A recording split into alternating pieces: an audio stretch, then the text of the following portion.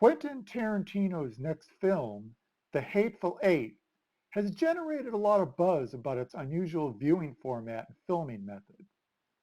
Filmed and projected in Ultra Panavision 70 using original vintage lenses, it will be the first motion picture released in this format in 50 years. I am a little curious to why this is done, and in my observations of modern cinema, I think I have figured it out.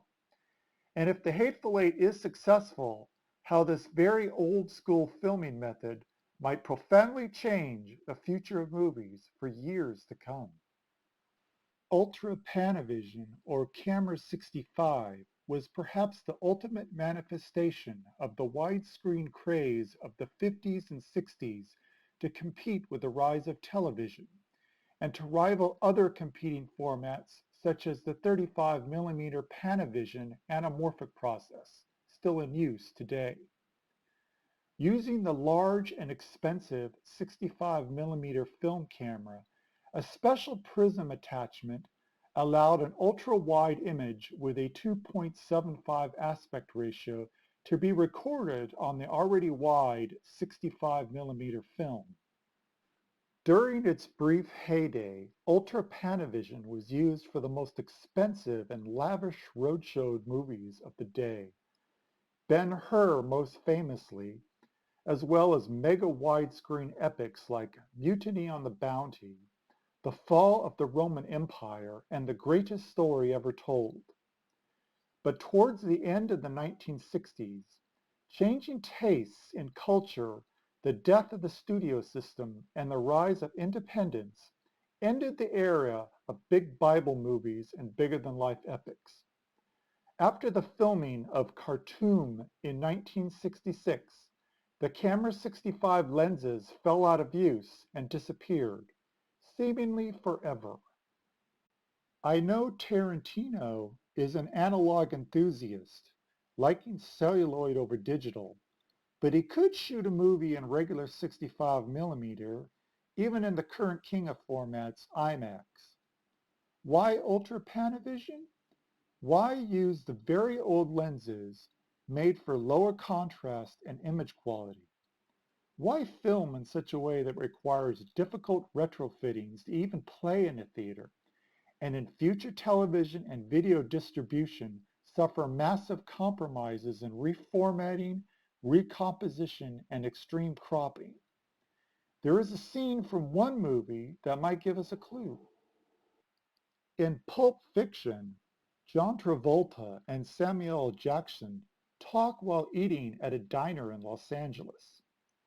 Repeatedly, there will be shots where, say, Travolta is facing Jackson, but Jackson is just slightly off screen.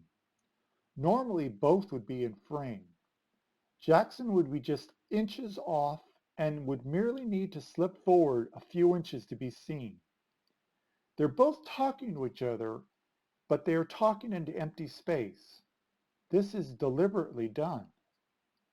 One of Quentin Tarantino's early jobs was at a VHS movie cassette rental store, when analog TVs were a squarish 4 widths to 3 heights.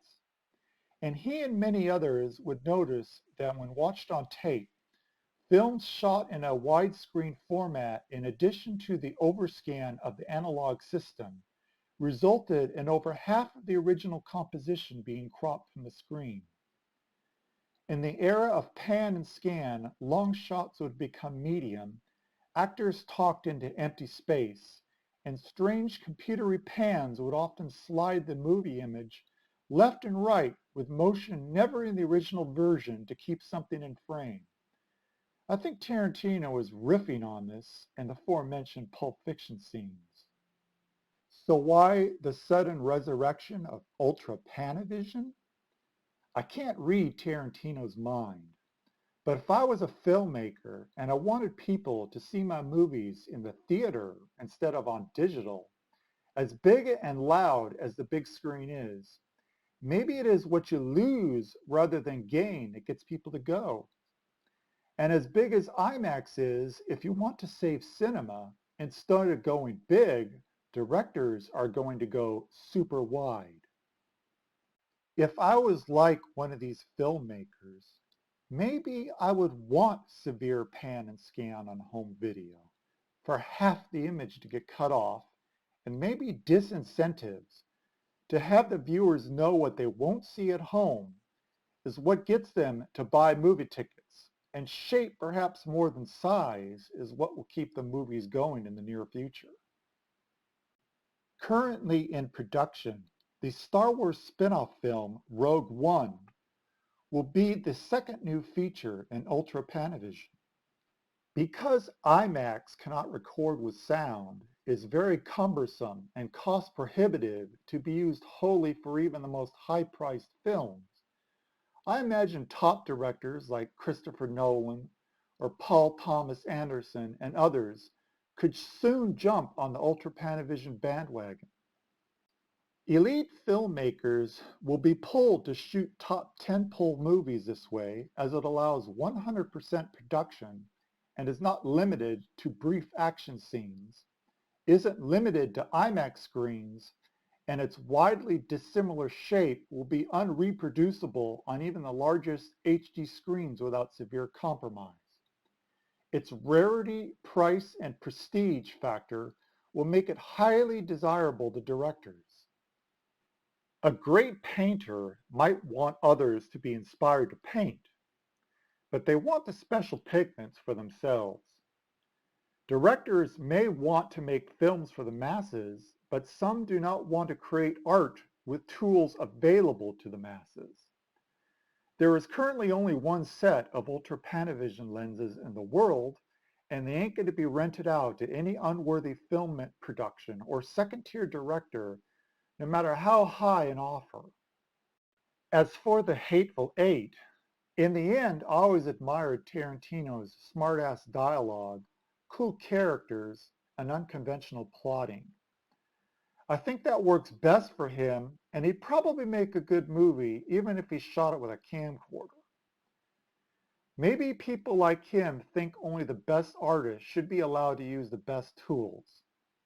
I don't necessarily agree, but I just hope it's still true that in the end, it's the artist and not the paintbrush that counts.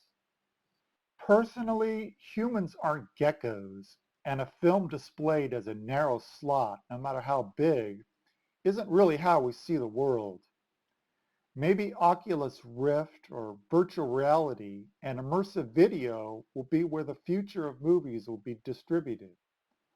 I can't predict the future of media, but I do love to speculate about it.